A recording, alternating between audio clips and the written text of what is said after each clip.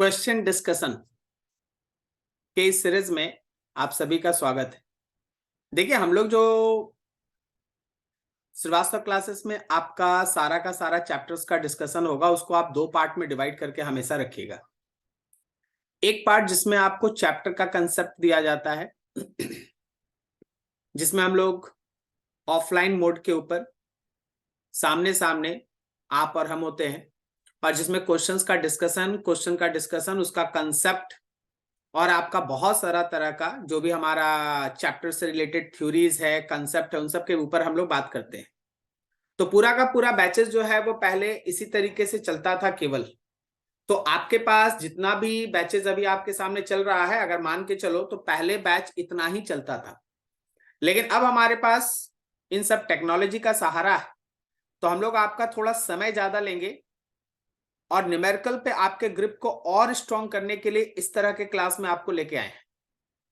यहाँ ये जो क्लास आपके सामने रखा जा रहा है ना, इसमें मेनली आप न्यूमेरिकल पे फोकस होंगे और वैसे क्वेश्चंस के लिए आपको प्रैक्टिस कराया जाएगा जो बैचेस में, स्कूल में, कंपटीशन में, टेस्ट्स के अंदर आपसे पूछा जाता है।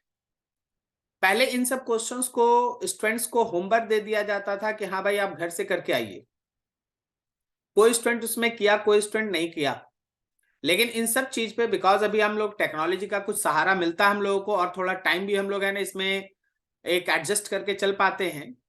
तो इस तरह का क्वेश्चन डिस्कशन का पूरा एक प्लेटफॉर्म तैयार किया गया है आपके लिए। इसमें आपके चैप्टर्स के अंदर जो भी इंपॉर्टेंट क्वेश्चंस है उसका डिस्कशन हम खुद आपके साथ करेंगे। इस तरह के रिकॉर्डिंग फेज में ये सारा क्वेश्चंस है ना रिकॉर्ड करके आपके लिए हमेशा अवेलेबल रहेगा। एक तो आपको अभी जैसे मान लीजिए सीरीज चल रहा है, तो इस क्वेश्चन के दौरान आपको कहीं भी कोई डाउट नहीं होने दिया जाएगा। इस तरह से हम आपके सामने एक्सप्लेन करने का कोशिश करेंगे। लेकिन फिर भी अगर मान लीजिए 10 दिन, 15 दिन, 20 दिन के अंदर अगर आप भूल जाते हैं, तो इस रिकॉर्डिंग का सबसे अच्छा एडवांटेज ये है कि ये अवेलेबल रहेगा हमेशा। आप जब चाहें इसको रिवीजन की तरह यूज करके फिर से उन क्वेश्चंस को एक बार रिपीट कर सकते हैं। तो पहले बच्चा लोग को ये थोड़ा प्रॉब्लम हो जाता था कि मान लीजिए जैसे कोई चैप्टर हम आपको पढ़ा दिए, तो पढ़ाने के दौरान हर बच्चा समझ जाता है और वो आप भी समझेंगे और इसमें कोई इश्यू नहीं होता है। मेन बात होता है कि लॉन्ग टर्म में कौन स्टूडेंट इसको अपने साथ हमेशा बना के रखता है, और उसके लिए एक रिवीजन चाहिए होता है। तो ये सब जो मटेरियल आपके लिए प्रोवाइड किया जा रहा है, जैसे some basic concept of chemistry, ये चैप्टर आपका पढ़ाई हो रहा है, इस पे क्वेश्चंस का डिस्कशन। इस सीरीज में आपको 75 क्वेश्चंस हम आपके साथ डिस्कस करेंगे, और वो 75 क्वेश्चंस अगर आप बहुत स्ट्रांगली मैनेज करके रख लिए अपने साथ, तो आपको इस चैप्टर में कोई इशू नहीं होगा। और ये जो कंसेप्ट हम आपके साथ शेयर कर रहे हैं कि आपके पढ़ाई को अब आप दो पार्ट में डिवाइड करके रखिए। एक जो आप बैचेस अटेंड करते हैं, जिसमें हम लोग बोर्ड के ऊपर आपको हर चीज डिस्कस कराते हैं, आई टू आई कॉन्टैक्ट होता है, हर चीज होना चाहिए, ठीक है, और उस तरह का डिस्कशन चलता है। एक्स्ट्रा टाइम जो आपको दिया जा रहा है चैप्टर्स के ऊपर, वो है ये क्वेश्चन डिस्कशन का एक सीरीज, ठीक है। इसको एकदम बढ़िया से करना है, हर क्वेश्चन को एकदम डिटेल में समझना है। कॉपी एकदम अलग रखिएगा, क्वेश्चंस लिखिए, उसके नीचे अगर कुछ एक्सप्लेनेशन हम लिख रहे हैं तो उसको लिखिए। अगर आपको कहीं कोई डाउट होता है मार्क करके रखिए, बैच में मेरे साथ है ना डिस्कस कर लीजिए। जब हम आपके सामने फेस टू फेस आते हैं उस समय आप हमसे पूछ लीजिए, ठीक है। बहुत सारा डिस्कशन होता है, हर तरह का क्वेश्चन मिलेगा, छोटा क्वेश्चन मिलेगा, बड़ा क्वेश्चन मिलेगा, जेई का क्वेश्चन मिलेगा, नीट का क्वेश्चन मिलेगा, एडवांस का क्वेश्चन मिलेगा। हम लोग धीरे धीरे अपने लेवल को बढ़ाते चलेंगे, और हम लोग अभी शुरुआती लेवल में है, तो हम लोग न्यूमेरिकल सॉल्व करने का जो एक इनबिल्ट टेंडेंसी होता उसको डेवलप करना है।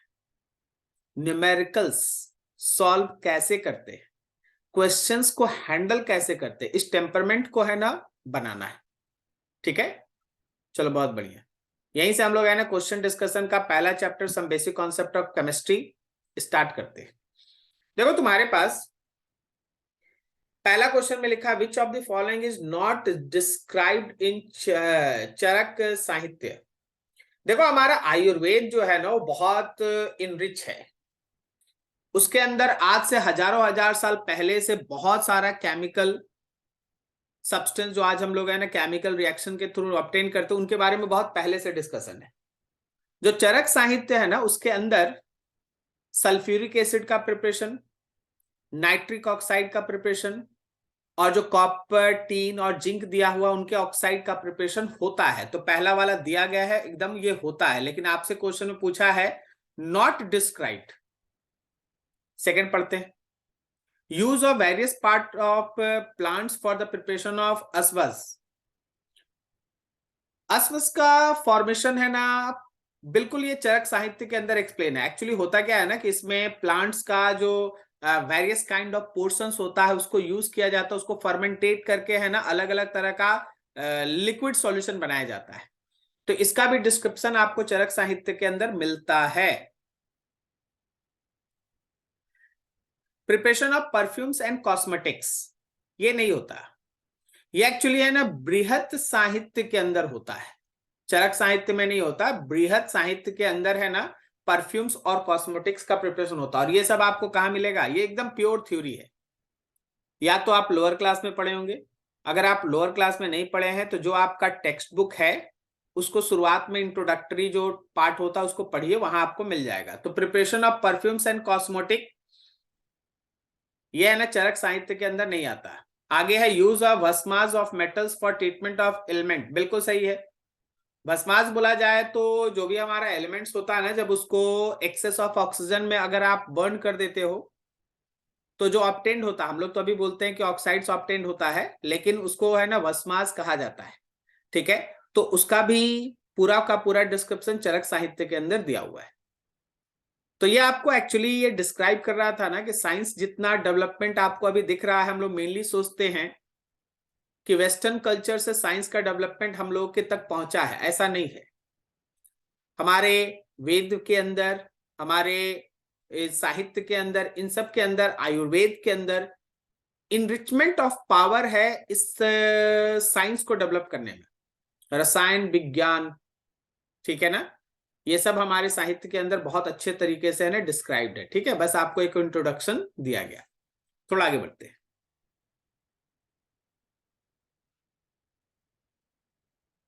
क्वेश्चन पूछ रहा है कि two effective drugs which act as life saving drug for cancer therapy and AIDS victims respectively are.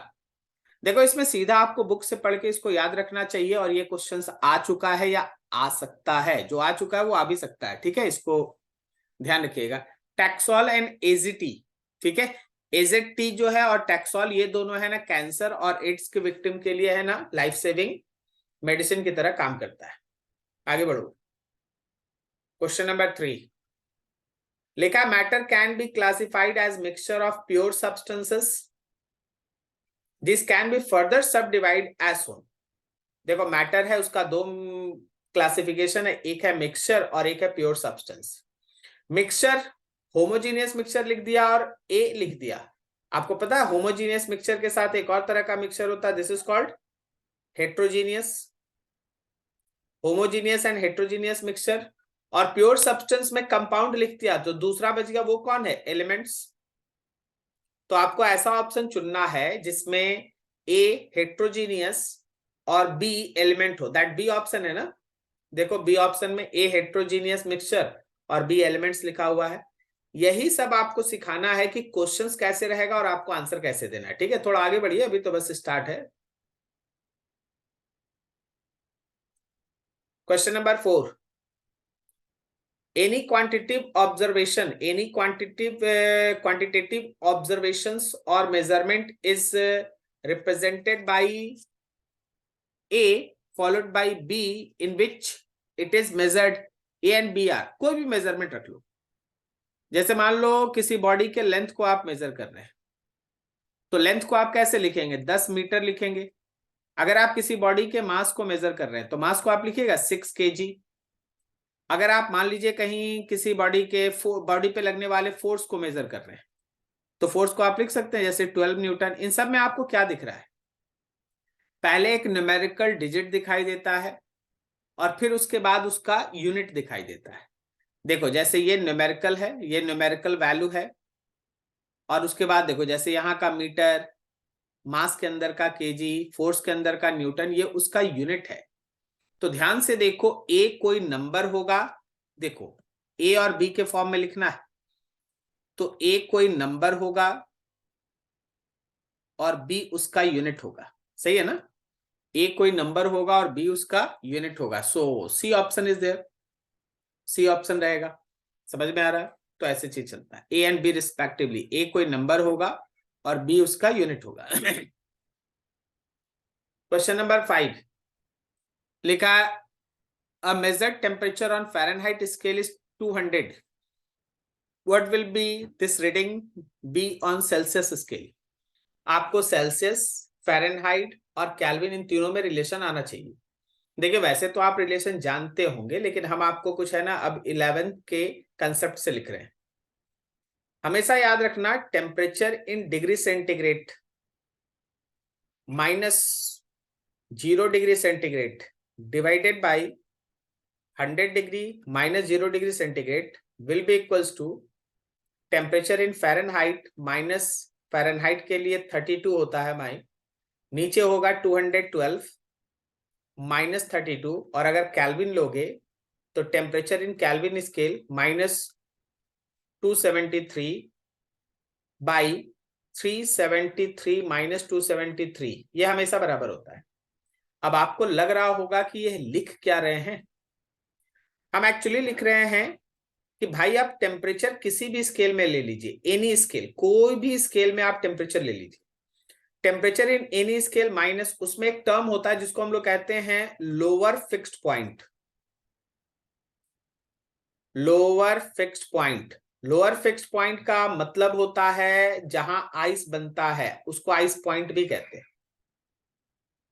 ठीक है? डिवाइडेड बाई एक टर्म एग्जिस्ट करता है जिसको हम लोग कहते हैं अपर फिक्स्ड पॉइंट, अपर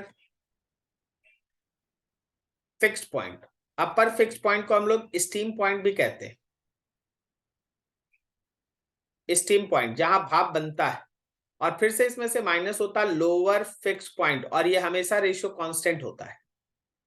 अब तुम जो ऊपर लिखे हो उसको थोड़ा मिलाने का कोशिश करो, तुम ये खुद देख पाओगे,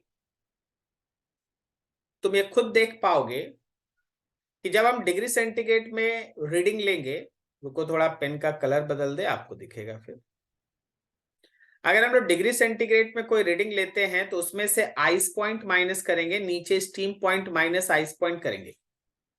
फिर हम फ़ारेनहाइट में कोई वैल्यू लेंगे तो उसमें से आइस पॉइंट माइनस करेंगे। फ़ारेनहाइट के केस में 32 पे आइस का फॉर्मेशन होता है, उसके अंदर वेपर का फॉर्मेशन, स्टीम का फॉर्मेशन 212 पे होता है, और फिर से आइस पॉइंट 32, यह हमेशा कांस्टेंट होता है, and so for kelvin also.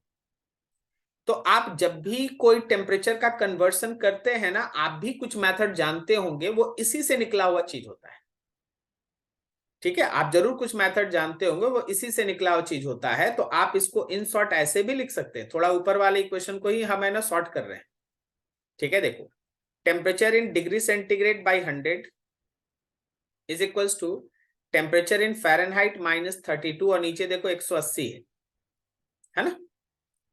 अब अगर केल्विन लिखना है तो केल्विन को भी आप लिख सकते हैं, टेम्परेचर इन केल्विन -273 और नीचे 100।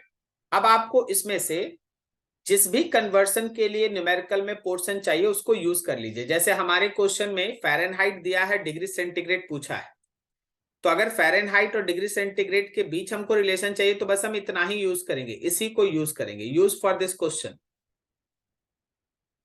इस क्वेश्चंस को बनाने के लिए हम लोग इसका सहारा लेंगे।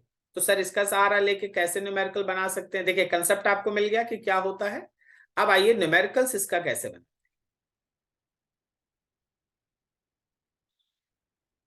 देखो, हम लोगों के पास आया कि temperature in centigrade by 100 is equals to temperature in Fahrenheit -32 by 180। आपको टेम्परेचर इन डिग्री सेंटीग्रेड निकालना है, तो टेम्परेचर इन फ़ारेनहाइट -32 नीचे हो गया 180 मल्टीप्लाइड विथ 100। अब आप देख लो क्वेश्चन में कि फ़ारेनहाइट वाला डाटा कितना दिया हुआ था, तो 200। फ़ारेनहाइट वाला डाटा हम लोग का 200 दिया हुआ है, तो यहाँ पे ये वैल्यू आ गया 200 -32। देखो ऊपर में है 100 और नीचे है हम लोगों का 180, अच्छा 100 को 20 से कट करेंगे तो 5 टाइम्स में कट जाएगा और नीचे ये 9 टाइम्स में कट जाएगा। 200 में से 32 को माइनस करोगे तो 168 होगा, ऊपर में 5 है और नीचे में 9 है। 9 से 168 को कट करो तो 1 आ गया, फिर उसके बाद 78 हो गया, 8 आ गया, उसके बाद कितना हो गया 78 में 72 हो गया ना, 72 आगे बच गया 60, 6 फिर 6। This is about to be 18.66 into 5, 18.66 into 5। अब इसको थोड़ा मल्टीप्लाई कर लो, यहाँ 6 5 जब 30 का 0 हो गया, हम लोग का 3, 6 5 जब 30 और 3 33, इतना डिग्री सेंटीग्रेड आ गया 93.3, 93.3, that C option is there. देखो ऑप्शंस में देखो 93.3 सी ऑप्शन इज देयर। तो ये करना था। अब आपको कंसेप्ट समझ में आना चाहिए कि आज के बाद कभी भी अगर डिग्री सेंटीग्रेड, केल्विन, इन सब का एक दूसरे में कन्वर्सन रहेगा तो हम लोग इस तरह के कंसेप्ट को यूज करेंगे। अब आप इसको कॉपी पे भी नोट करके रखे हैं। सपोज कभी आप इसको देख रहे हैं लेकिन आपको याद नहीं आ रहा है कि सर क्या बोले थे, उस समय आपका ये रिकॉर्डिंग वीडियो काम आता है, ठीक है। लेकिन आपको हर चीज समझा दिया गया, कहीं कोई डाउट होगा तो आप हेल्प भी ले सकते हैं, कोई इशू नहीं है, ठीक है। अगर कुछ बच जाता है तो आप बैचेस के अंदर भी हमसे पूछ सकते हैं, ठीक है। तो ये क्वेश्चन अगर कभी भी अभी डिग्री, अभी फ़ारेनहाइट दिया गया, डिग्री सेंटीग्रेड पूछा गया, कल हो सकता है डिग्री सेंटीग्रेड दिया जाएगा, फ़ारेनहाइट पूछा जाएगा, हो सकता है परसों आपको केल्विन दिया जाएगा, कुछ और पूछा जाएगा। इस रिलेशन को आप दिमाग में बैठा लें, इस रिलेशन को आप दिमाग में बैठा, ठीक है। याद रखें, वहां से काम हो जाता है। उससे अच्छा, उससे इजी वाला ये रिलेशन है, इस रिलेशन को भी दिमाग में बैठा सकते हैं तो भी आपका काम हो जाएगा। Degree centigrade by 100 is equal to Fahrenheit reading -32 by 180, Kelvin reading -273 by 100। अब जिसको जिसके साथ कन्वर्ट करना है उसको उठाइए और अपना बनाइए। चलिए नेक्स्ट क्वेश्चन नंबर 6 लिखा है, the scientific notation of some figures are given below, which of the following option is not correct. दिया हुआ फिगर है उसको साइंटिफिक नोटेशन में दिखाना है। साइंटिफिक नोटेशन में क्या होता है, फर्स्ट डिजिट के बाद डेसिमल लगना चाहिए, यही तरीका है साइंटिफिक नोटेशन लिखने का। तो जैसा पहला ऑप्शन है बिल्कुल सही है, 8008 था तो 8.008 इंटू 10³ लग गया, 208 था तो 2.08 इंटू 10³ लग गया, 10³ लगेगा।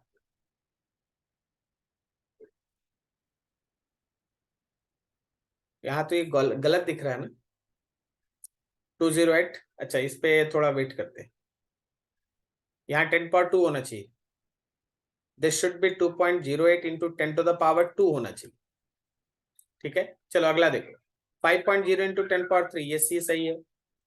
डी वाले को देखो, 0.0034 इज इक्वल 3.4 इंटू 10³ ये 0.0034 है, तो इसको अगर हम 3.4 लिखेंगे तो साथ में 10⁻³ न लगाएंगे,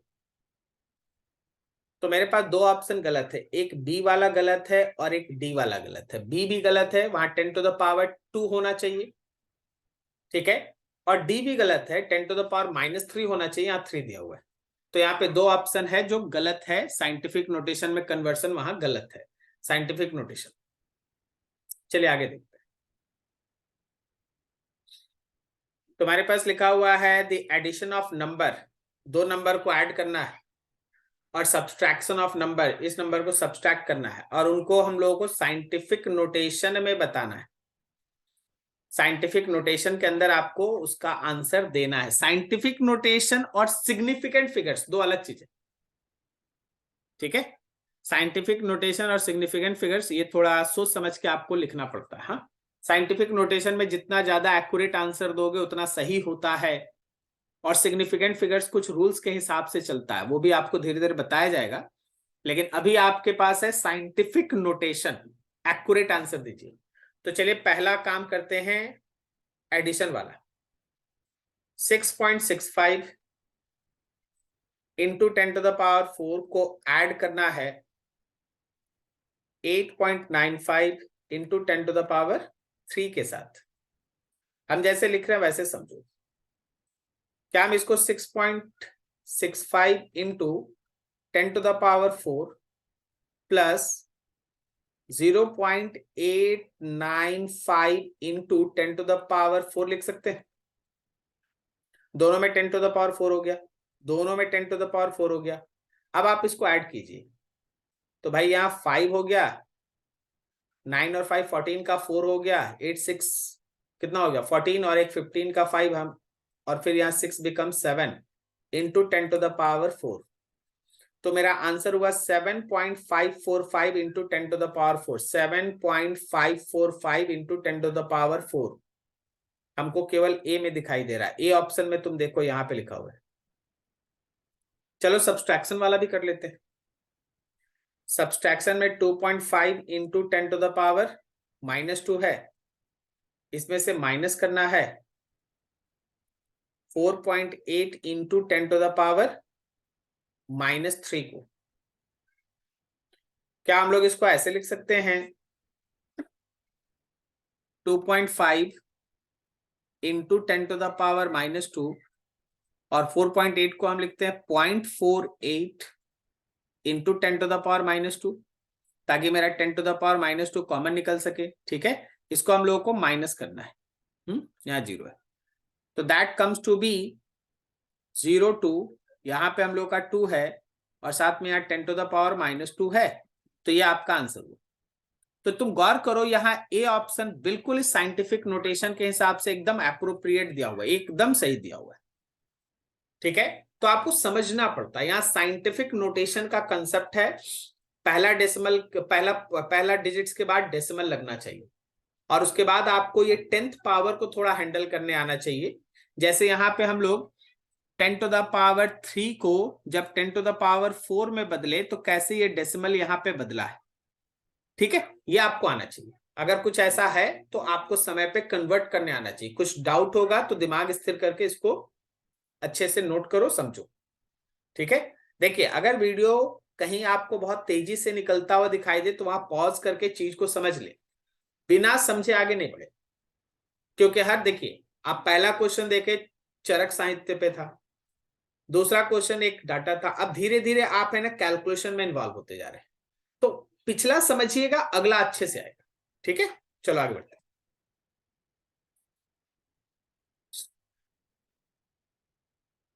question number 8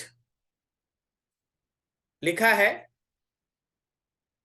A refers to the closeness of various measurement for the same quantity and B is the agreement of a particular value to the true value of the result. A and B are, देखिए किसी भी measurement के जितना नजदीक कोई measurement होता है उसको उतना ही ज्यादा प्रिसाइज मेजरमेंट कहते हैं।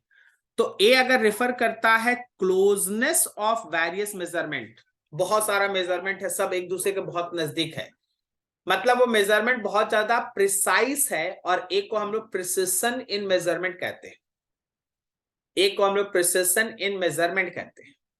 ठीक है, for the same quantity B is the agreement of a particular value to the true value, मतलब बी जो है वो ट्रू वैल्यू, जो उस क्वांटिटी का जो एक्चुअल वैल्यू है उसके बहुत नजदीक है।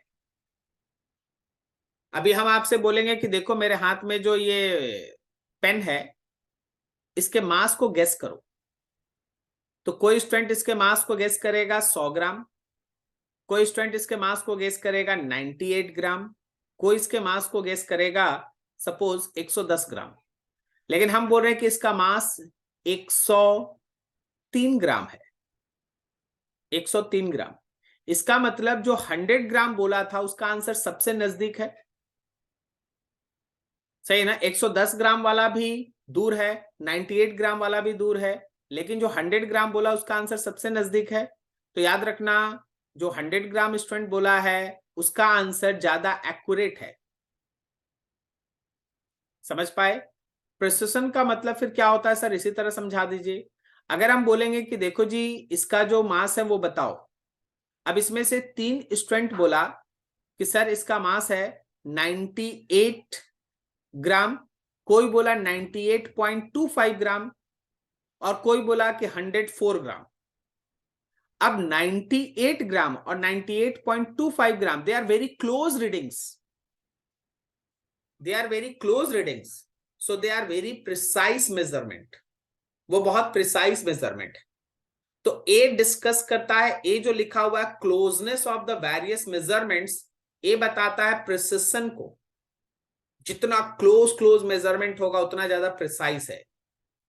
और बी बताता है कि जो वैल्यू आया है वो ट्रू वैल्यू के बहुत क्लोज है, जो वैल्यू आया है वो ट्रू वैल्यू के काफी क्लोज है, तो बी एक्यूरेसी को दिखाता है। तो A precision, B accuracy, that C option is there, precision and accuracy.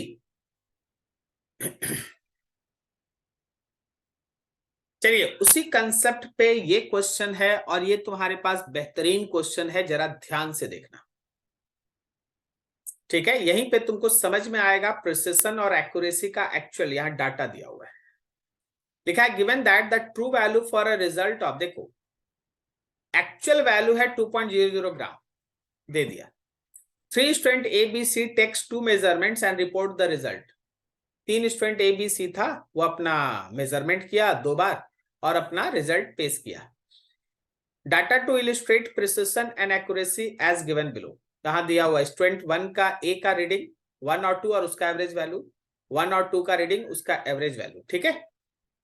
हाँ, स्टूडेंट बी का 1.1 और 2 का रीडिंग और उसका एवरेज वैल्यू, और स्टूडेंट सी का 1 और 2 का वैल्यू और उसका एवरेज वैल्यू। तुम जरा मेजरमेंट पे ध्यान दो, नीचे लिखा which of the following student got the values which are both precise and accurate also, precise and accurate. जरा पहले वाले रीडिंग पे ध्यान दीजिएगा, पहला वाला रीडिंग 1.95 और 1.93 था, क्लोज था, ठीक है, क्लोज था, तो प्रिसाइज है, ये वैल्यू जो है वो तुम्हारा प्रिसाइज है। लेकिन यहां जो 1.94 है ना, ये 2 से बहुत ज्यादा डिफर कर रहा है, तो 2 से बहुत ज्यादा डिफर करने की वजह से इसको हम लोग नॉट एक्यूरेट कहेंगे, ये एक्यूरेट नहीं। पहला वाला रीडिंग प्रिसाइज है, मेजरमेंट क्लोज है, लेकिन एक्यूरेट आंसर नहीं है क्योंकि वो 2 से डिफर कर जा रहा है। अगला वाला देखो, अगले वाले में रीडिंग देखिए 1.9, थोड़ा इसको और बड़ा कर देते, खाली ध्यान वहीं जाए। अगले वाले में, नेक्स्ट वाले में तुम देखो तो 1.94 और 2.05, बहुत दूर दूर रीडिंग है, बहुत दूर दूर रीडिंग है, बहुत दूर दूर रीडिंग है। तो यहां प्रिसिशन नहीं है, नॉट प्रिसाइज, ये प्रिसाइज रीडिंग नहीं है। लेकिन आप इस चीज को देखिए, ये 2 के बहुत नजदीक है, तो ये 2 के बहुत नजदीक है, तो आप इसको एक्यूरेट बोल सकते हैं, ठीक है, एक्यूरेट आप बोल सकते हैं। अब आइए तीसरे वाले में, देखिए 2.01 1.99, दोनों बहुत क्लोज है, बहुत क्लोज, ज्यादा दूर का नहीं, 0.02 का अंतर है, 0.02 का अंतर पहला वाला में भी था, तो आप इसको प्रिसाइज कहेंगे। और साथ में इसका एवरेज वैल्यू भी 2 आया, तो आप इसको एक्यूरेट भी कहेंगे, आप इसको एक्यूरेट भी कहेंगे। प्रिसाइज भी है और एक्यूरेट भी है, प्रिसाइज भी है और एक्यूरेट भी है, ठीक है। तो आपसे यही पूछा ही गया था कि इसमें जो तीनों स्टूडेंट का रीडिंग है, कौन सा ऐसा रीडिंग है जो बोथ प्रिसाइज एंड एक्यूरेट दोनों हो। तो स्टूडेंट सी का रीडिंग प्रिसाइज और एक्यूरेट दोनों। अभी आई होप सो क्लियर हो गया होगा कि प्रिसिशन क्या होता है और एक्यूरेसी क्या होता है, सही है ना। प्रिसिशन क्या होता है और एक्यूरेसी क्या होता है, समझ में आ गया होगा, बढ़िया। चलिए आगे बढ़ते हैं।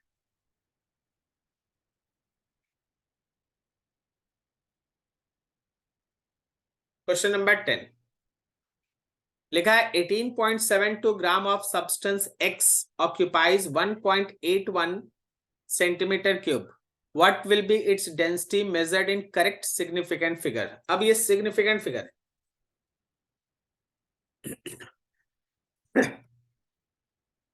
याद रखिए, मास है आपका 18.72 ग्राम और इसका वॉल्यूम है 1.81 सेंटीमीटर क्यूब। आपको ऑलरेडी डेंसिटी का फॉर्मूला आता होगा, डेंसिटी इज इक्वल्स टू होता है मास बाय वॉल्यूम। नहीं आता है तो अब आना चाहिए, मास बाय वॉल्यूम। तो मास के जगह पे आप 18.72 लिख दिए ग्राम, ग्राम, और नीचे हम लोगों का वॉल्यूम हो गया है 1.81 सेंटीमीटर क्यूब। जब आप इसको डिवाइड कीजिएगा ना, हम आपको मोबाइल से डिवाइड करके लिख देते हैं क्योंकि उतना समय नहीं रहता, लेकिन आप लोग कुछ फ्री हैंड से करेंगे। 18.72 डिवाइडेड बाय 1.81, ठीक है, 1.81, तो आंसर आ रहा है 10.34। 10.34 ये वैल्यू आ रहा है हम लोगों का 10.34 यूनिट होगा ग्राम पर सेंटीमीटर क्यूब। अब जरा यहां पे रुकिए, आपको आंसर में 10.34 भी है, बी ऑप्शन देख लीजिए, और ए ऑप्शन में देखिएगा तो 10.3 भी है, और अगर आप डी ऑप्शन देखिएगा तो वो एक्यूरेट वैल्यू बोल रहा है 10.34, एकदम मेरे मेजरमेंट में आया है, 25 भी है आगे, ठीक है। अब यहाँ पे हम इसका एक्यूरेट वैल्यू लिख ही देते हैं यहाँ पे थोड़ी देर के लिए, 25। ये यही मेरा डिवीजन अभी कैलकुलेटर में दिखा रहा है, इतना आ रहा है 10.3425। अब तुम सोचो इसको ऐसे कि फिर आंसर मेरा कौन होगा, ए होगा, बी होगा या डी होगा। तो याद रखिए सिग्निफिकेंट फिगर्स में क्या होता है ना,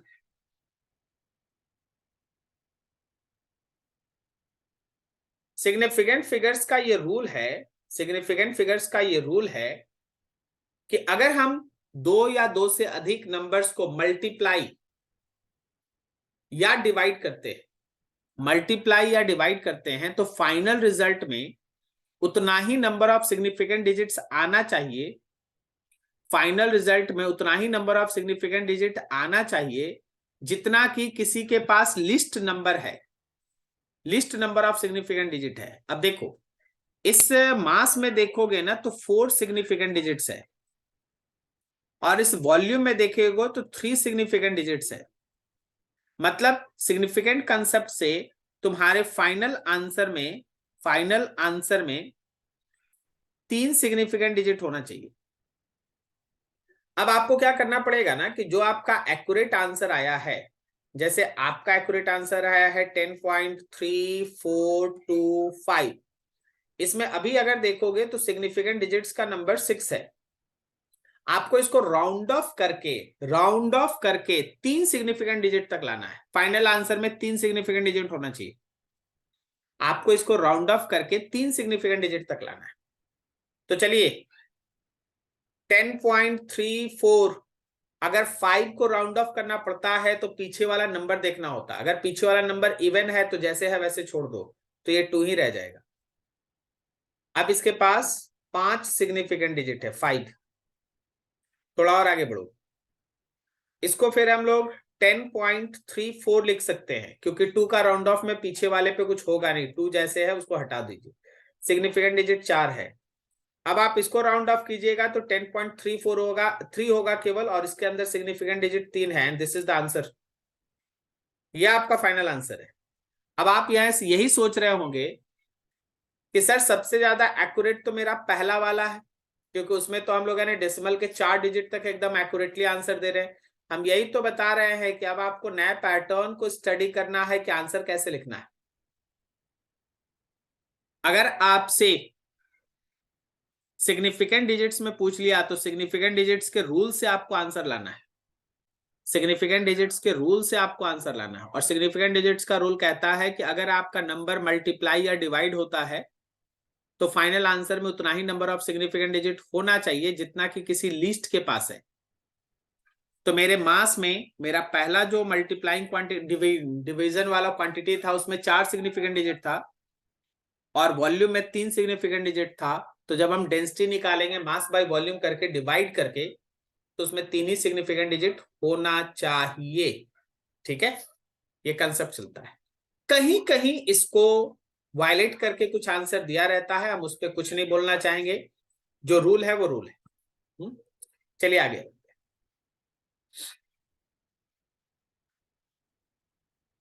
अब ये तुम्हारे पास अगला क्वेश्चन लिखा है, the result of which of the following has और हैव लीस्ट सिग्निफिकेंट डिजिट्स। सबसे कम सिग्निफिकेंट डिजिट किसमें आएगा तुमको ये बताना है। ठीक है, जरा गौर करो, थोड़ा इसको और बड़ा कर देते हैं। आपको कैलकुलेशन भी नहीं करना है ना, आपको थोड़ा कंसेप्ट लगाना है। आपको ये पूरा कैलकुलेशन थोड़ी ना करना है, आपको खाली कंसेप्ट लगाना है इसमें। जरा इस क्वांटिटी में देखिए, ये जो मेरा पहला ए वाला है उसमें मेरे पास जो पहला नंबर है उसके पास 4 सिग्निफिकेंट डिजिट्स है। जो दूसरा नंबर है उसके पास 5 सिग्निफिकेंट डिजिट्स है। जो अगला नंबर है उसके पास 3 सिग्निफिकेंट डिजिट्स है। और जो नीचे वाला नंबर है उसके पास 4 सिग्निफिकेंट डिजिट्स है। अब आप ही बताओ, जब हम लोग इसका फाइनल आंसर लिखेंगे तो क्या उसमें केवल 3 सिग्निफिकेंट डिजिट्स होगा? क्योंकि आपको मल्टीप्लाई और डिवाइड करना है, तो उसमें केवल 3 सिग्निफिकेंट डिजिट होगा। ठीक है, अब इसके बाद नीचे आओ। देखने से लगता है कि 5 में 1 सिग्निफिकेंट डिजिट है, लेकिन अगर इसमें डेसिमल नहीं लगा हुआ है तो इसको आप इंक्लूड ना करें, छोड़ दे। अब देखिए यहां पे 4 सिग्निफिकेंट डिजिट है, तो आपके फाइनल आंसर में 4 सिग्निफिकेंट डिजिट आएगा बी में। फिर सी में जहां एडिशन कर रहे हो वहां तुम देखो 3 सिग्निफिकेंट डिजिट, यहाँ पे 4 सिग्निफिकेंट डिजिट, यहाँ पे फिर से 3 सिग्निफिकेंट डिजिट। जब इसमें ऐड करोगे ना तो डेसिमल के बाद जितना नंबर है सब में होगा। तो आपके पास डेसिमल के बाद 4 4 4 है, तो 4 सिग्निफिकेंट डिजिट्स आएगा इसमें। ये रूल्स है, डेसिमल के बाद जितना सिग्निफिकेंट डिजिट्स रहता है सब में आंसर लिखना पड़ता है। तो 4 है, सही है। तो अब आ जाओ भाई कि तुम्हारे बी और सी ऑप्शन में तो 4 4 सिग्निफिकेंट डिजिट आ रहा है, लेकिन ए ऑप्शन में 3 सिग्निफिकेंट डिजिट आ रहा है। तो ए ऑप्शन होगा। ये जो आपका मेजरमेंट का अभी चल रहा है ना क्वेश्चंस, ये आपको परेशान भी कर सकता है। कारण अभी तक हम लोग जो चीज पढ़े थे उससे थोड़ा हट के बात हो रहा है। ठीक है, सिग्निफिकेंट डिजिट्स ये थोड़ा हट के बात है, उसको आपको समझना होगा, रखना होगा अपने साथ। क्लियर है? चलिए थोड़ा और आगे बढ़े।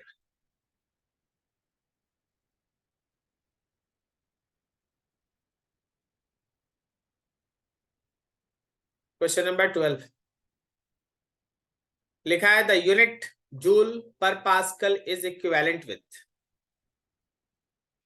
जूल है, नीचे पास्कल है। जूल का मतलब होता है न्यूटन मीटर, और पास्कल का मतलब होता है न्यूटन पर मीटर स्क्वायर। तो ये न्यूटन मीटर, नीचे वाला मीटर स्क्वायर ऊपर चला गया और नीचे फिर से एक न्यूटन रह गया, तो ये न्यूटन न्यूटन कट गया। तो क्या ये सॉल्व करके मीटर क्यूब आया? तो ए ऑप्शन के साथ ये मैच करता है। तो जूल पर पास्कल का मतलब है मीटर क्यूब। वॉल्यूम भाई, वॉल्यूम। जूल पास्कल का मतलब, जूल पास्कल इनवर्स का मतलब है वॉल्यूम, मीटर क्यूब। पास्कल आप जानते होंगे ना, न्यूटन पर मीटर स्क्वायर, वही चीज है। आपको बोला गया mark the conversion factor which is not correct. कौन करेक्ट नहीं है? 1 इंच इज इक्वल्स टू 2.54, एकदम सही है। 1 लीटर इज 10⁻³ मीटर क्यूब, एकदम सही है। 1 मीटर इज 3.937 इंच। 1 मीटर भाई 3.937 इंच नहीं होता, 39.37 इंच होता है। 1 metre is equal to 39.37 inch होता है। ठीक है, तो ये सी गलत है। और डी 1 एटीएम ये सही है, पास्कल।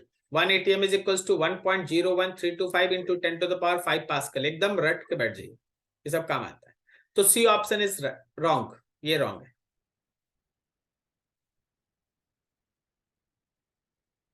पढ़ेन में पूछा है the correct conversion of the following into basic units.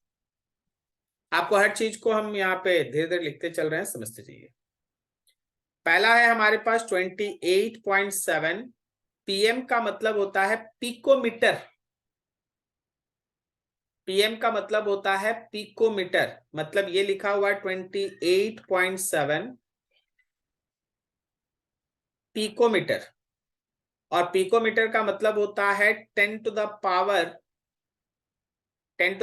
-12, ये होता है पिकोमीटर, इतना metre, 10 to the power -12 metre. हम देख रहे हैं कि कहीं कोई ऑप्शन मैच कर रहा है।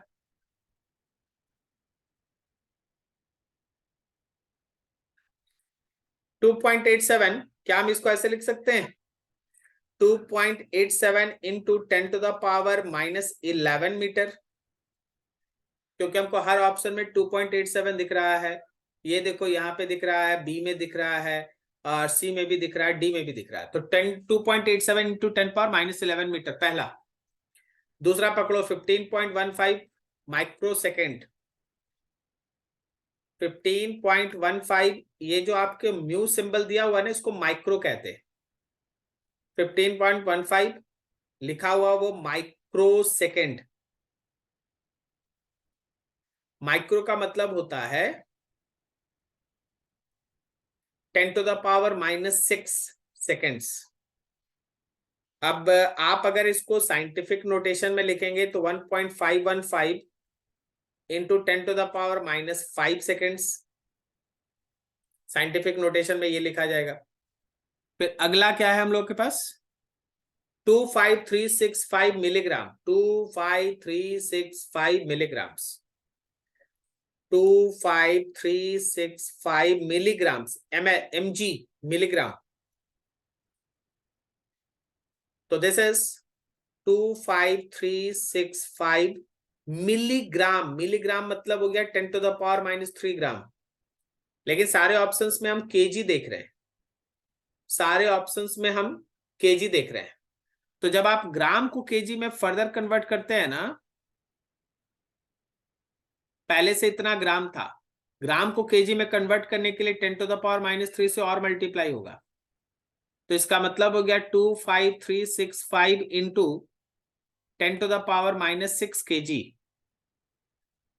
अगर हम इसको साइंटिफिक नोटेशन में लिखना चाहें, तो साइंटिफिक नोटेशन में अगर लिखना चाहें तो 2.5365 into 10 to the power -2 KG आएगा। साइंटिफिक नोटेशन में बदलो, 2.5365 into 10 to the power -2 KG. Clear है? अब आप इन तीनों को मिला जुला के देखिए कि कौन सा ऑप्शन इन तीनों के लिए फिट बैठता है, कौन सा ऑप्शन इन तीनों के लिए फिट बैठता है। 1 मिनट ऊपर वाला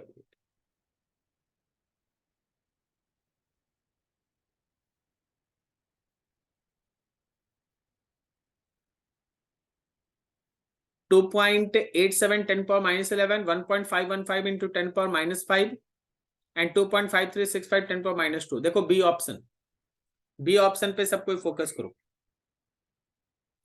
2.87 into 10 to the power -11, 1.515 into 10 to the power -5 seconds and 2.5365 into 10 to the power -2 kg।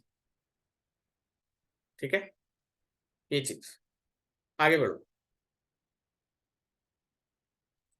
अब आगे आपके पास केमिकल रिएक्शंस पे बेस्ट क्वेश्चंस।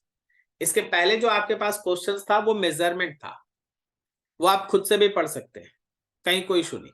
ठीक है, वो सब आप खुद से भी कर सकते हैं, कहीं कोई दिक्कत नहीं। अब आया आपके पास केमिकल रिएक्शन पे बेस्ट क्वेश्चंस। ओके,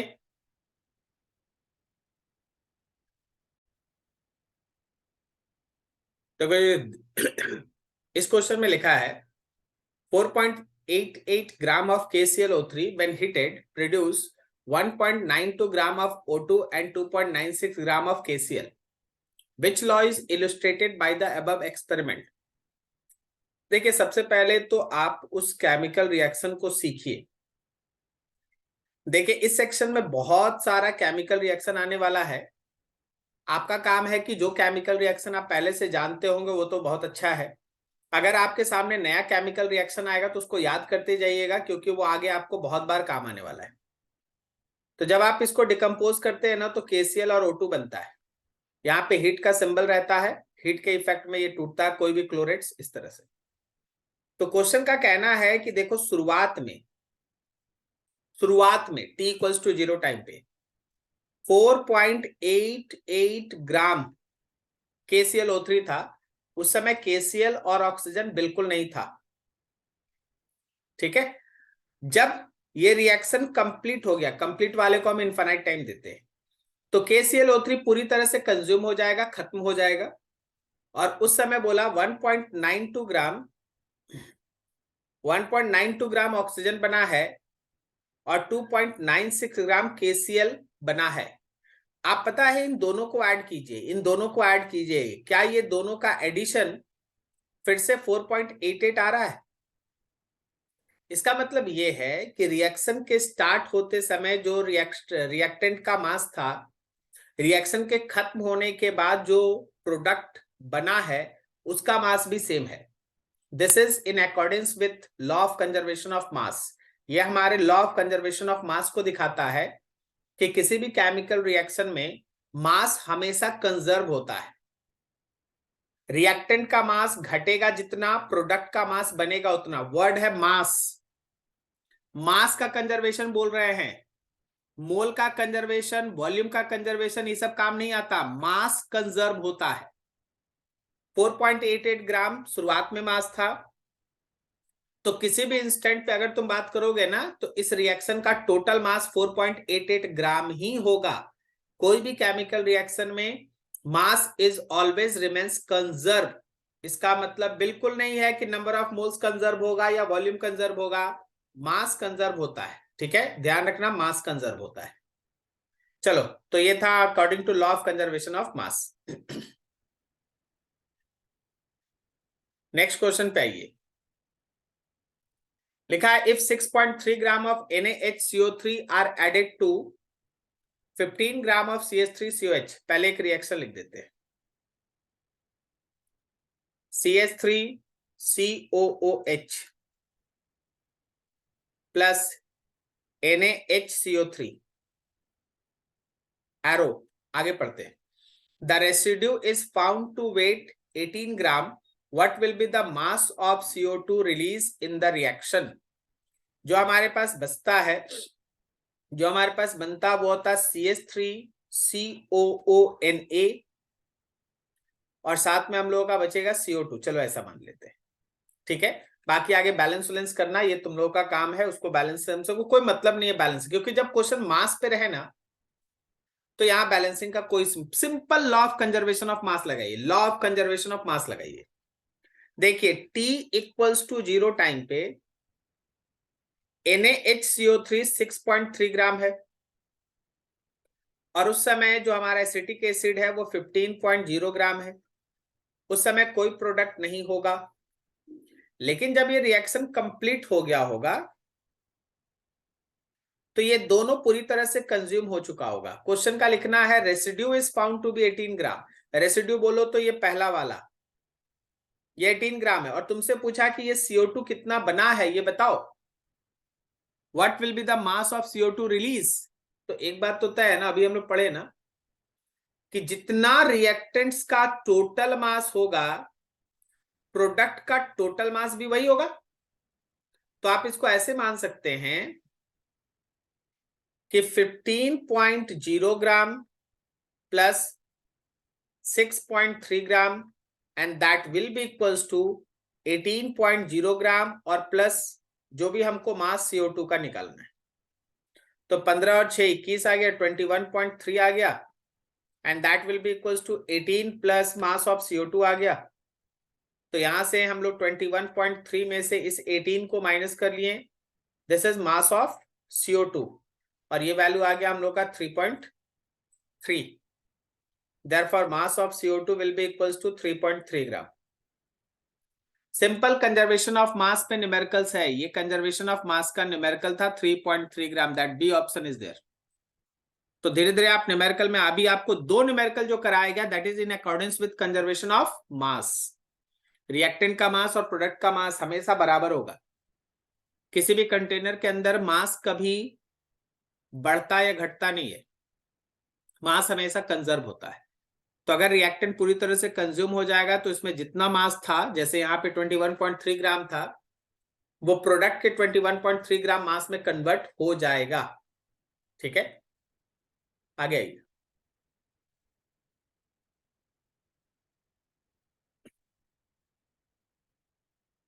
अगला क्वेश्चन है, zinc sulphate contains 22.65% zinc and 43.9% water of crystallization. If the law of constant proportion is true, then the weight of zinc required to produce 20 gram of zinc sulfate. Law of constant proportion ये बताता है कि जब दो element मिलके किसी भी particular compound का फॉर्मेशन करता है तो they always do so in simple fixed proportion by mass और फिक्स्ड प्रोपोर्शन बाय परसेंटेज। तो जैसे यहां क्वेश्चन बोल दिया कि जिंक सल्फेट में, यहां खुद बोला है कि जिंक सल्फेट में 22.65% जिंक है, जिंक सल्फेट में 22.65% जिंक है, और आपसे पूछा गया है कि अगर हम 20 ग्राम जिंक सल्फेट बनाना चाहते हैं तो जिंक कितना चाहिए फॉर 20 ग्राम जिंक सल्फेट।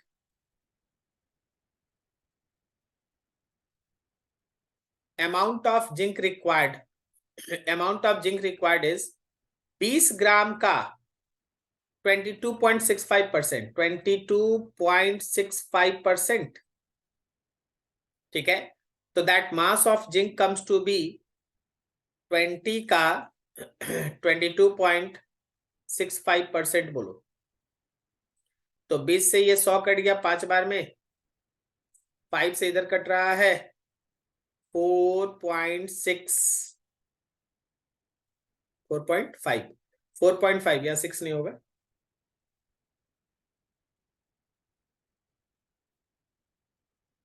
4.53। तो that is 4.53 gram of zinc is required. तो क्वेश्चन खुद ही तुमको बता तो रहा है कि जिंक सल्फेट में 22.65% जिंक है, तो 20 ग्राम अगर जिंक सल्फेट तुमको बनाना है तो कितना जिंक चाहिए, तो that zinc required is 4.53 gram. 4.53 gram, that B option is there, 4.53 gram. Clear? ठीक है, इतना जिंक चाहिए। आगे बढ़ो।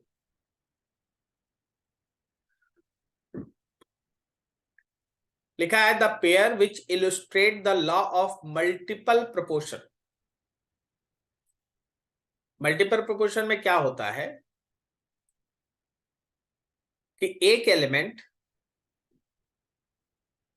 दो अलग अलग एलिमेंट के साथ कंबाइन करता है, जिसमें एक एलिमेंट का फिक्स्ड मास होता है जो बाकी दोनों एलिमेंट के डिफरेंट मास के साथ कंबाइन करता है, that bear in simple whole number ratio, that bears in simple whole number ratio.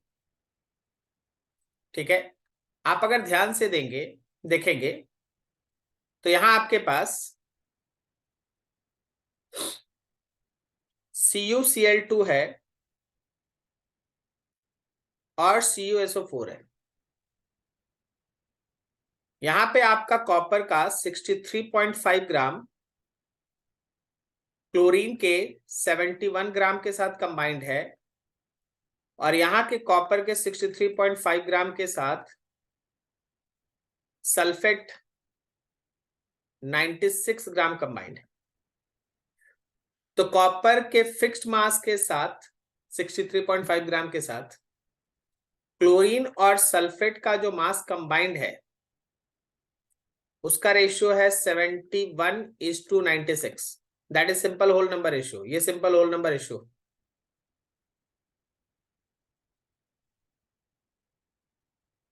Simple whole number. तो that multiple proportion is given by B option. Multiple proportion is given by B option. तो आप इसको देख के बना सकते हैं। ठीक है, लॉ ऑफ मल्टीपल प्रोपोर्शन। आगे बढ़ो, नेक्स्ट।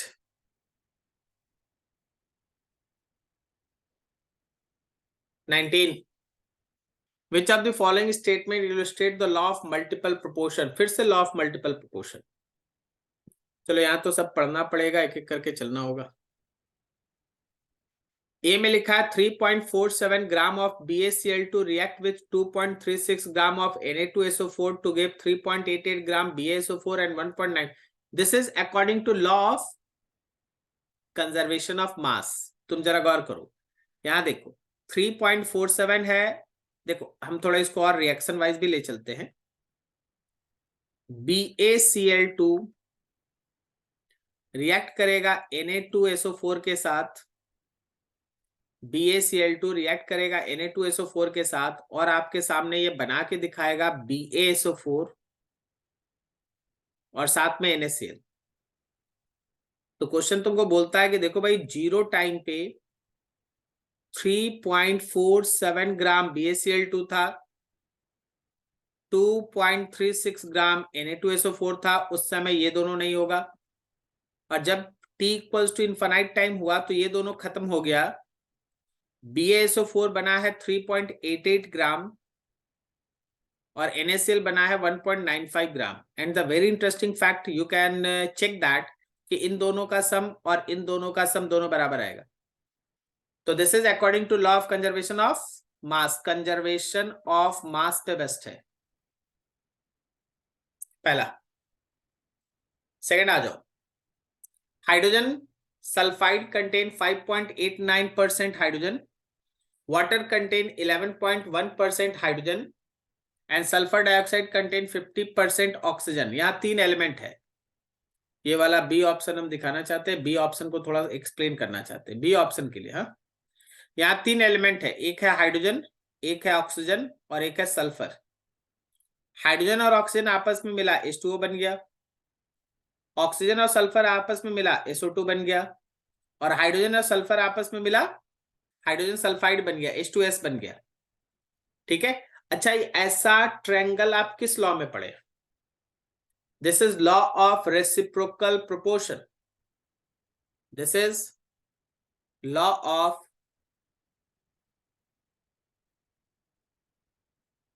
Reciprocal proportion. ये लॉ ऑफ रेसिप्रोकल प्रोपोर्शन को दिखाता है. चलो और आगे बढ़े. अब सी ऑप्शन को चेक कर रहे हैं. सी ऑप्शन में लिखा है an element form 2 oxide XO and XO2. जैसे ही ये दो बात बोलता है ना, मेरे दिमाग में आ जाता मल्टीपल प्रोपोर्शन. X है और ऑक्सीजन है, और ये दोनों मिलके दो तरह का ऑक्साइड बना रहा है. एक XO बना रहा है और एक XO2 बना रहा है. Contain 50% and 60% oxygen respectively. पहला वाला में ऑक्सीजन 50% है और दूसरे वाले में ऑक्सीजन 60% है. अगर हम दोनों का वजन 100 ग्राम मान लें तो पहला वाले में 50 ग्राम ऑक्सीजन है, दूसरे वाले में 60 ग्राम ऑक्सीजन है. The ratio of mass of oxygen which combines with 1 gram of element is 2:3. ठीक है. Ratio of mass of oxygen which combines with 1 gram of element is 2:3. This is according to law of multiple proportion. Now this is multiple proportion. ये आपके multiple proportion के हिसाब से, ये आपके law of multiple proportion के हिसाब से है. ठीक है. अभी अगर आप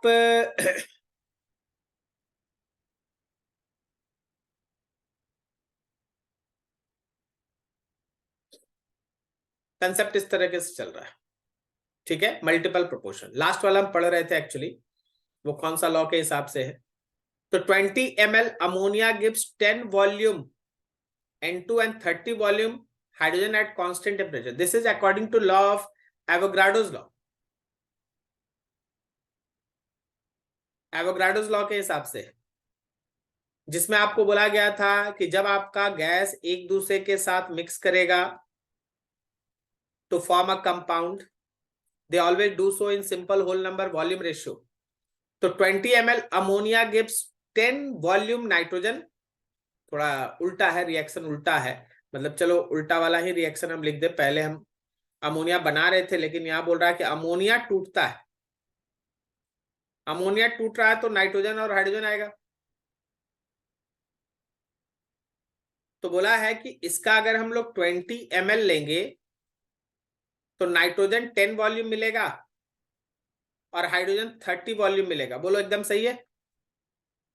this is according to Avogadro's law, ये एवोगाड्रोस लॉ के हिसाब से। तो आपसे पूछा गया था कि दिए गए चारों ऑप्शन में से कौन लॉ ऑफ मल्टीपल प्रोपोर्शन को दिखाता है तो C option, C option will explain the law of multiple proportion. C option आपके लॉ ऑफ मल्टीपल प्रोपोर्शन के हिसाब से, ठीक है। बाकी चारों एक एक करके आपको बता दिया गया कि कौन किस लॉ को दिखा रहा है।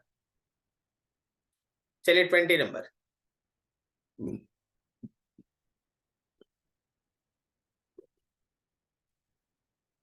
लिखा है 1 वॉल्यूम हाइड्रोजन, फिर 1 वॉल्यूम हाइड्रोजन और फिर 1 वॉल्यूम ऑक्सीजन, फिर बोला है 2 वॉल्यूम वाटर 2H2। तो रिएक्शन बहुत सिंपल है, आप पढ़ते हैं H2 plus O2 arrow H2O, थोड़ा बैलेंस कर लीजिए।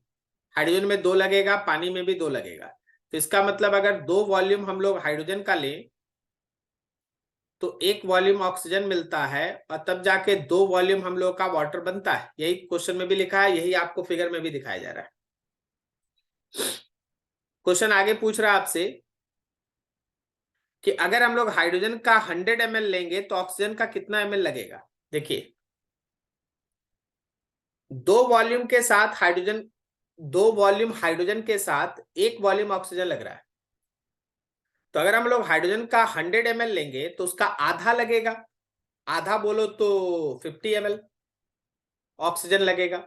और इस केस में अगर कोई बोल दे कि पानी कितना बनेगा तो 100 ml ही बनेगा। 2 वॉल्यूम हाइड्रोजन के साथ 1 वॉल्यूम ऑक्सीजन कंबाइन करता है, 2 वॉल्यूम वाटर बनता है, लिखा हुआ है ना। तो अगर हम लोग हाइड्रोजन का 100 ml लेंगे तो ऑक्सीजन का 50 ml उसके साथ कंबाइन करेगा और पानी 100 ml बनेगा। अब देख लो यहाँ पे क्या लिखा हुआ नीचे, the volume of hydrogen and oxygen which combines together bear a simple ratio of. अब हाइड्रोजन का वॉल्यूम है 100 और ऑक्सीजन का वॉल्यूम है 50, तो कैन वी राइट दैट 2:1। तो एक तो आपका ए जो आंसर दिया हुआ है यहाँ पे ए लिखा हुआ है, ए आना चाहिए 50 ml और बी आना चाहिए हम लोग का 2:1। तो A50 B 2:1, A50 B 2:1, क्या ये सी ऑप्शन में है? यहां देखो सी ऑप्शन में लिखा हुआ है A50 एंड B 2:1। तो हर चीज को समझना है, क्वेश्चन ऐसे ही रहेगा आपके पास। पहला पार्ट तो आप 14 क्वेश्चन जो बनाए थे वो तो कैलकुलेशन पे था कि हाँ भाई साइंटिफिक नोटेशन क्या होगा, सिग्निफिकेंट फिगर क्या होगा, मेजरमेंट क्या होगा, प्रिसिशन क्या होगा, एक्यूरेसी क्या होगा। मेन क्वेश्चंस तो ये सब स्टार्ट हुआ है जो आपके बेसिक कंसेप्ट ऑफ केमिस्ट्री का है, ठीक है। ध्यान रखिए इन सब पे, इन सबको धीरे धीरे सॉल्व करते चलना है और समझना तो बेहद बेहद बेहद इंपॉर्टेंट हो। ओके,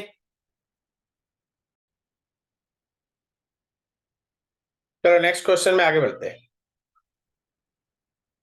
क्वेश्चन नंबर 21 लिखा है given that the abundance of isotopes. Iron के 3 आइसोटोप्स के बारे में दिया है, एक जिसका मास नंबर 54 है, दूसरा 56 है, तीसरा 57 है। 5%, 90% and 5% respectively. The average atomic mass of Fe in percentage. याद करो average atomic mass, average atomic mass का कंसेप्ट आपको दिया गया है कि अगर हमारे पास इस तरह का आइसोटोप्स रहेगा जिनका मास अलग अलग होता है आइसोटोप्स, तो आइसोटोप्स का मास का एवरेज वैल्यू निकालने के लिए A1X1 plus A2X2 plus A3X3, और इन तीनों में हम लोग डिवाइड करेंगे, इन तीनों में हम लोग डिवाइड करेंगे X1 plus X2 plus X3 को। यहाँ पे A1 A2 A3 अगर 3 आइसोटोप है तो 3 तक जाएंगे। एडवांस में एक बार क्वेश्चन आया था आयरन को ही लेके, उसमें 5 आइसोटोप दिया हुआ था, तो आप इसी काम को 5 तक लेके जाएंगे। A4 X4 A5 X5 तक लेके जाएंगे। अभी हम लोग को 3 क्वेश्चन दिया, 3 लेके चलना है। तो सबका एटॉमिक मास एक एक का पुट करते जाइए। पहले वाले का एटॉमिक मास है 54 और उसका परसेंटेज एग्जिस्टेंस है 5%। दूसरे का है 56, उसका परसेंटेज एग्जिस्टेंस है 90%। तीसरे का है 57 और उसका परसेंटेज एग्जिस्टेंस है 5%। और नीचे में तीनों परसेंटेज का सम 5 प्लस 90 प्लस 5, नीचे में तो 100 हो गया, ठीक है। ऊपर में थोड़ा सा मल्टीप्लीकेशन है 5 से, चलो इसको अगर मल्टीप्लाई करना चाहो 270 आ गया पहला, दूसरा में इतना हो गया और तीसरा में इतना हो गया और नीचे हम लोगों का है 100। चलिए भाई ऊपर तीनों को जोड़िए, 0 0 और 5, तो 5 आ गया। 8 4 12 और 7 कितना होता है 19 और 20 का 0 हो गया, लगा 2 2 2 4 और 1 5, यहाँ 5 हो गया और फिर एक 5 हो गया और नीचे है 100। सो इट इज 55.05, 55 56 55.05 आ रहा है हम लोग का।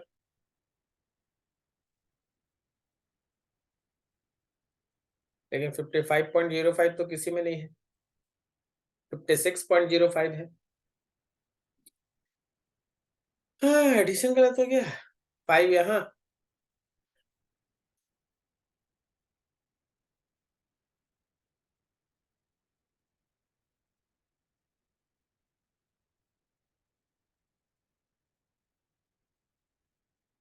यहाँ 9 लग रहा है। 8 4 12 और 7 19 की 9 हाथ में लगा, 1 2 1 3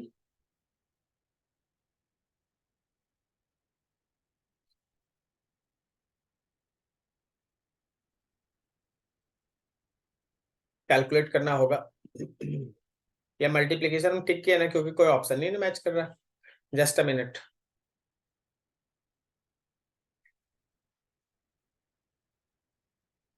मल्टीप्लीकेशन ठीक है ना, ऊपर एक बार चेक कर लो, ये मल्टीप्लीकेशन आपको करना चाहिए। ठीक है, ये भी सही है, ये भी सही है। यहाँ 5 हो गया,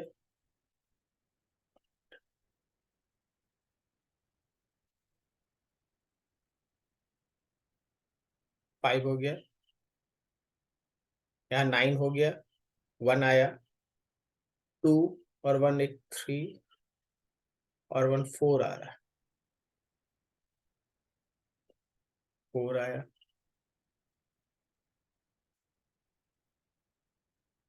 कोई ऑप्शन मैच नहीं कर रहा एक्चुअली। जस्ट अ मिनट, थोड़ा इसको रीचेक कर लेते हैं, ठीक है, कैलकुलेटर से। तो हमारे पास है 54 into 5 plus 56 into 90% plus 57 into 5 5595, ठीक है। इतना डिवाइडेड बाई 100, 55.95, ठीक है ना। 55.95 यहाँ पे आ जाएगा आपका 55.95। तो आपका फाइनल आंसर आ गया 55.95, ये आपका आंसर है 55.95। That B answer is there, okay. 55.95 B answer is there. तो आपको ये छोटा सा कैलकुलेशन करना होगा, ठीक है, और आपके उसके बेसिस पे चलना। कंसेप्ट याद रखिए कि एवरेज एटॉमिक मास अगर आप निकालते हैं तो इस तरीके से आपको करना है। आगे बढ़िए। क्वेश्चन नंबर 22 लिखा है bivalent metal has an atomic mass of 64 AMU। A bivalent metal has an atomic mass of 64 AMU. The molecular mass of metal nitrate is metal nitrate. जब आप मेटल नाइट्रेट लिखते हैं ना, तो आपको मेटल और नाइट्रेट आयन के बीच एक रिलेशन बनाना पड़ता है, एक फॉर्मूला लिखना पड़ता है। जैसे क्वेश्चन में बोल दिया है बाईवैलेंट मेटल, तो बाईवैलेंट मेटल का मतलब है कि मेटल के ऊपर +2 आएगा और नाइट्रेट पे -1 आता है। तो जब आप मेटल नाइट्रेट का फॉर्मूला लिखिएगा तो ये MnO3 आएगा। This is the formula of metal nitrate. ये आपका मेटल नाइट्रेट है। This is your metal nitrate. ठीक है। अब आप क्वेश्चन में चलो कि इसका एटॉमिक मास 64 mu दिया हुआ है, तो अब आप यहां से इसका मॉलिक्यूलर मास निकालें। तो your molecular mass of this metal nitrate, metal का फॉर्मूला में मास है 64। नाइट्रोजन एक है या दो? दो नाइट्रोजन है और एक नाइट्रोजन का मास होता है 14। ऑक्सीजन 3 है या 6? 6 ऑक्सीजन है और 6 ऑक्सीजन का 16 के साथ मल्टीप्लीकेशन, तो यहां पे आ गया 64। ये 64 है। ओके, तो यहां आ गया 64। एक मिनट, यहां आ गया 64 प्लस 14 दूनी 28 और 16 6 96। आप यहाँ पे इसको ऐड करें, 8 4 12 6 18 की 8 लगा, 1 6 2 8 1 8 9 17 और 1 18 188। 188 is the molecular mass of metal nitrate. 188, that D option is there.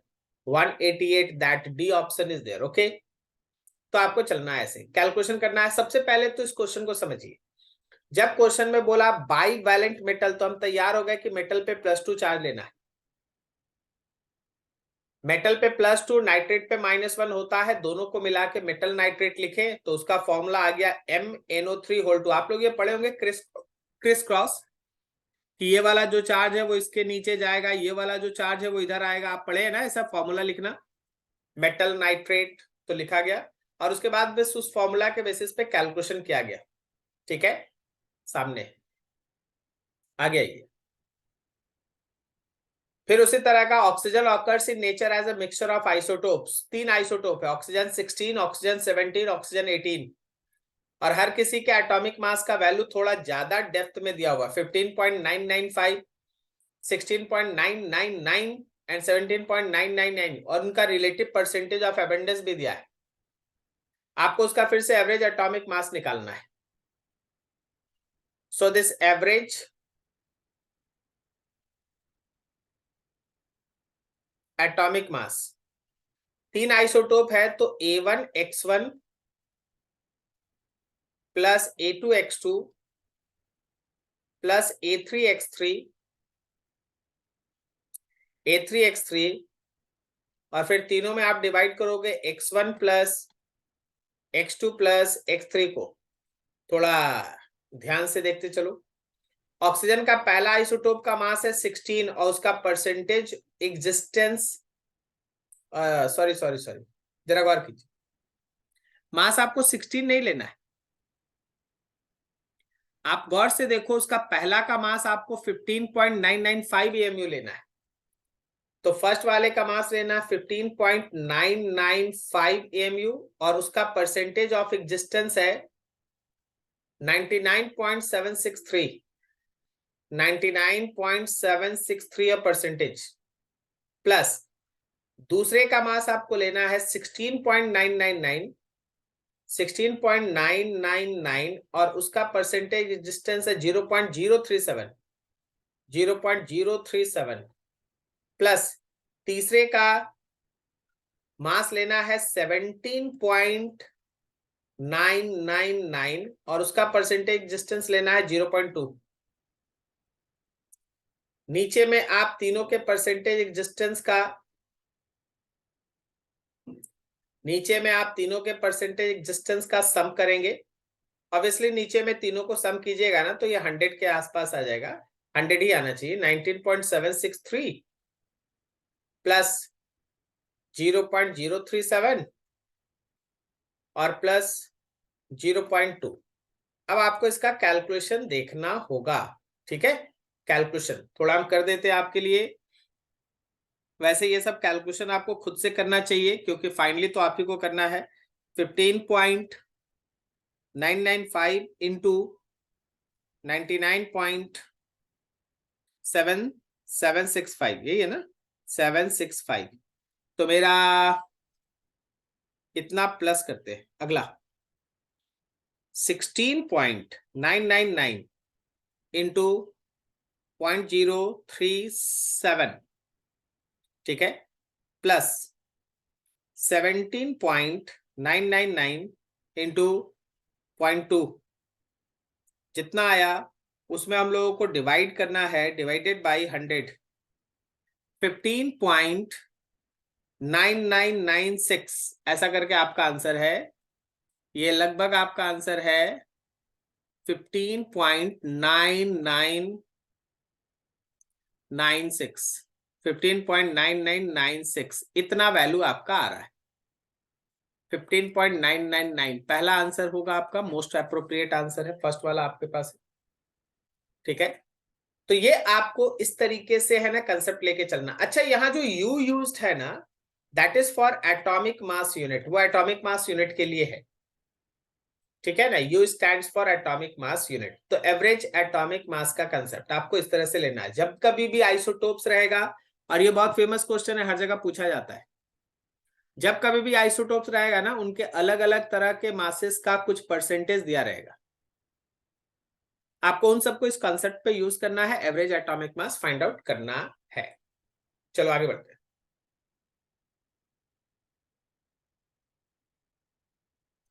Question number 24 लिखा है, इन sodium chloride 1 Na+ ion is surrounded by, actually ये 12 के सॉलिड स्टेट का न्यूमेरिकल है। जब हम लोग सॉलिड NaCl का बात करते हैं, सॉलिड NaCl का बात करते हैं, तो याद रखना कि इच Cl-, ये आपको सीधा सॉलिड स्टेट में पढ़ाया जाएगा। Etch Cl- is surrounded by, HCl- is surrounded by 6 Na+, and so each Na+ is surrounded by 6 Cl-। तो ये आपके 12 के सॉलिड स्टेट से निकाला हुआ क्वेश्चन है, बस आपको दे दिया गया है बेसिक कॉन्सेप्ट में, ये बताने के लिए कि जैसे NaCl किसी से पूछोगे ना, तो उसको लगता है कि वो कैसे एग्जिस्ट करता है, तो याद रखना वो सॉलिड फॉर्म में एग्जिस्ट करता है, क्रिस्टल के फॉर्म में एग्जिस्ट करता है। वो एक क्रिस्टलाइन सॉलिड है जिसमें हर एक Na+ 6 Cl- से सराउंडेड होता है, और हर एक Cl- 6 Na+ से सराउंडेड होता है। तो Na+ कितने आयन से सराउंडेड है? 6, 6 ऑफ Cl-, 6 Cl- से सराउंडेड है। इसको सीधा याद रखिए, ठीक है। ज्यादा इसमें दिमाग नहीं लगाइएगा, क्योंकि ये 12 के सॉलिड स्टेट का क्वेश्चन है। 12 के सॉलिड स्टेट में आप ये खुद पढ़ेंगे। आइए क्वेश्चन नंबर 25 में लिखा है, X is the amount of substance that contain as many particles as there are atoms in exactly 12 gram of Y isotope। पता है ये मोल का डिफिनेशन है, ये मोल का डिफिनेशन है। 12 ग्राम ऑफ Y कहने का मतलब C12 isotope, and X is amount 1 mole. 1 mole is the amount of substance that contain as many particles as there are atoms in exactly 12 gram of C12 isotope. This is the definition of 1 mole। और यहाँ पे जो ये term लिखा है ना कि as many particles, पता है वो नंबर ऑफ पार्टिकल्स कितना होता है? वो नंबर ऑफ पार्टिकल्स कितना होता है? अरे भाई Avogadro's number 6.022 into 10 to the power 23 Avogadro's number होता है वो नंबर ऑफ पार्टिकल्स। तो x के जगह पे मोल आना चाहिए और y के जगह पे होना चाहिए C12। देखो ये C ऑप्शन होगा, A और B लिखा हुआ है, वहां x और y होना चाहिए, वो मिसप्रिंट है, ठीक है। A के जगह x होना चाहिए और B के जगह y होना चाहिए, ठीक है। तो x है A मोल 1 मोल और y है हम लोगों का C12 आइसोटोप। ये मोल का डिफिनेशन है। चलो आगे बढ़े। क्वेश्चन नंबर 26 जेईई मेंस का क्वेश्चन है। एक है 25 gram of unknown hydrocarbon upon burning produce 88 gram of CO2 and 9 gram of H2O. The unknown hydrocarbon contain, उस अननोन हाइड्रोकार्बन, अच्छा हाइड्रोकार्बन, हाइड्रोकार्बन में दो चीज होता है, एक होता है हाइड्रोजन और एक होता है कार्बन। हाइड्रोजन और कार्बन होता है। किसी भी हाइड्रोकार्बन को अगर हम लोग बर्न कर देते हैं तो वो हाइड्रोकार्बन कार्बन डाइऑक्साइड देगा और वाटर देगा। मतलब उस हाइड्रोकार्बन के अंदर, सुनिएगा बहुत ध्यान से, ये कंसेप्चुअल है, उस हाइड्रोकार्बन के अंदर जितना कार्बन था सब CO2 में चला गया और उस हाइड्रोकार्बन में जितना हाइड्रोजन था सब पानी में चला गया। CO2 में सारा कार्बन चलाया, हाइड्रोकार्बन का ऑल कार्बन यहां है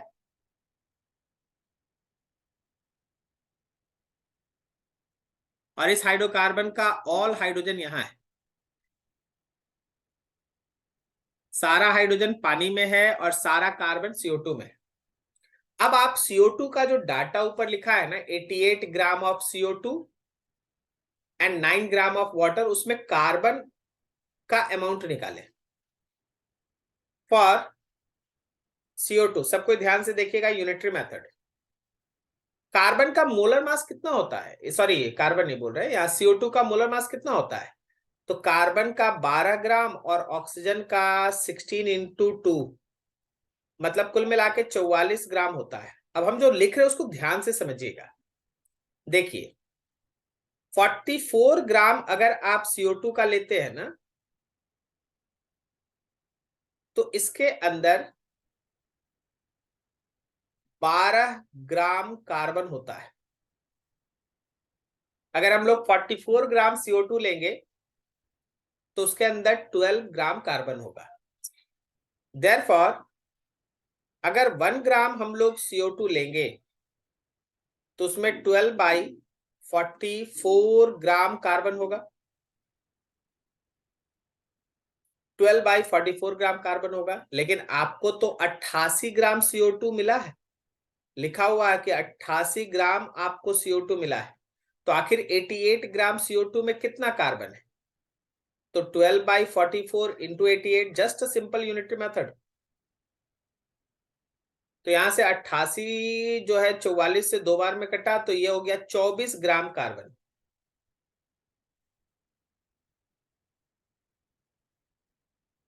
चौबीस ग्राम कार्बन। मतलब अभी तक का डिस्कशन तुमको एक चीज बता रहा है कि अगर हाइड्रोकार्बन के जलने के बाद 88 ग्राम CO2 बना, तो इसका मतलब हाइड्रोकार्बन में 24 ग्राम कार्बन था। दिमाग पे जोड़ दो। हाइड्रोकार्बन को जला के हम लोग CO2 बनाए थे, हाइड्रोकार्बन को बर्न करके हम लोग CO2 बनाए थे, और ये जो CO2 टोटल बना था वो 88 ग्राम बना था। तो अभी कैलकुलेशन दिखा रहा है कि इसमें 24 ग्राम कार्बन है, मतलब हाइड्रोकार्बन में 24 ग्राम कार्बन है, क्योंकि सारा कार्बन उसका CO2 में गया था। तो कार्बन का अमाउंट मिल गया भाई 24 ग्राम। हमको सी ऑप्शन दिखने लगा है, लेकिन हम हाइड्रोजन से भी थोड़ा कंफर्म होना चाहेंगे। वैसे 24 ग्राम एक ही जगह है, सी ऑप्शन में है, लेकिन फिर भी हम हाइड्रोजन को भी निकाल के दिखाना चाहेंगे। पानी कितना ग्राम बना था ऊपर में पढ़ लो, तो ऊपर में लिखा हुआ 9 ग्राम वाटर बना था, 9 ग्राम वाटर। देखो यहाँ लिखा हुआ 9 ग्राम वाटर बना था। अब थोड़ा वाटर के लिए काम कर रहे हैं। देखिए फॉर वाटर, वाटर का कहानी क्या है, पहले इसका मोलर मास निकालो। हाइड्रोजन का 1 इंटू 2 होगा और ऑक्सीजन का 16 होगा, मतलब 18 ग्राम। कहना ये चाहते हैं, सिंपल सिंपल 3 लाइन है, कि अगर हम 18 ग्राम ऑफ वाटर लेंगे ना, तो इसके अंदर 2 ग्राम हाइड्रोजन होगा। अगर हम 18 ग्राम वाटर लेंगे तो 2 ग्राम हाइड्रोजन होगा। देयरफॉर अगर हम 1 ग्राम ऑफ वाटर लेंगे तो 2/18 ग्राम हाइड्रोजन होगा। तो अगर मेरे पास पानी 9 ग्राम बना है, 9 ग्राम ऑफ वाटर लेंगे तो 2/18 into 9 that is 1 gram of hydrogen बनेगा। तो हाइड्रोजन 1 ग्राम, 9 ग्राम पानी के अंदर 1 ग्राम हाइड्रोजन है। 9 ग्राम पानी के अंदर 1 ग्राम हाइड्रोजन है, और वो हाइड्रोजन आया था कहां से? हाइड्रोकार्बन से। तो अगर वाटर का 9 ग्राम है तो उसके अंदर हाइड्रोजन 1 ग्राम आ रहा है, तो हमारे हाइड्रोकार्बन में हाइड्रोजन 1 ग्राम और कार्बन 24 ग्राम था। चलो क्वेश्चन पढ़ो, देखो सी ऑप्शन में आ गया सब कुछ। सी ऑप्शन में एकदम बेहतरीन तरीके से दिया हुआ 24 gram carbon and 1 gram hydrogen. और ऊपर देखोगे ना तो एक और स्टेटमेंट लिखा हुआ है कि टोटल वजन 25 ग्राम था। 24 ग्राम कार्बन था और 1 ग्राम हाइड्रोजन था। 24 ग्राम कार्बन था और 1 ग्राम हाइड्रोजन था, 25 ग्राम टोटल वजन था। तो एक एक लाइन को अब समझना है। अब आपका जो क्वेश्चन स्टार्ट होते जा रहा है ना, वो अच्छा होते जा रहा है। ठीक है, धीरे धीरे समझिए हर चीज को। यूनिटरी मेथड बहुत अच्छा है, उसको यूज करना होगा, भरपूर यूज करना होगा।